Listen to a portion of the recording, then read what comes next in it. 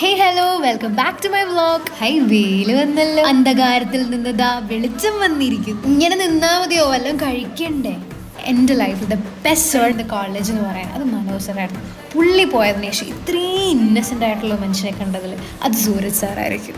He was a very very very best person I ever seen in my life. Manoj sir പെട്ടെന്നായിരുന്നു transfer അടിച്ച് പോയത്. അതിനുശേഷം ഞങ്ങളുടെ guest ലെക്ചറായിരുന്നു Suresh sir. പക്ഷേ പുള്ളിക്കാരൻ്റെ 1 മന്തിൻ്റെ ഗസ്റ്റ് ലെക്ചറിൻ്റെ ടൈം കഴിഞ്ഞു. അങ്ങനെ ആ സാറും പോയി. എന്താ അല്ലേ, ഒരു 2023 വന്നപ്പോൾ ഞാൻ വിചാരിച്ചു എൻ്റെ കഷ്ടപ്പാടെല്ലാം കഴിയുന്നത്. അത് 2024 പോയി. സോ ഈ 2025 എനിക്ക് വലിയ പ്രതീക്ഷയൊന്നുമില്ല, കാരണം അതും കട്ടപ്പുകയായിരിക്കും. മേ ബി 2026 ശരിയായാലോ, അതാണിപ്പോൾ എൻ്റെ ആകെയുള്ളൊരു പ്രതീക്ഷ. പക്ഷേ ഈ പ്രതീക്ഷയുണ്ടല്ലോ, അതും ആകെ ഒരു പ്രശ്നമാണ്. കാരണം അതും നമുക്ക് എക്സ്പെക്ട് ചെയ്യാൻ പറ്റത്തില്ല. ലൈഫ് ഈസ് സോ അൺഎക്സ്പെക്റ്റബിളായി. അങ്ങനെ 2024 ഡിസംബർ 1 സൺഡേയും തേഞ്ഞു മാഞ്ഞു പോയൊരു ദിവസം. അപ്പോൾ ഇന്നത്തേക്ക് ഇത്രയേ ഉള്ളൂ. Until then bye.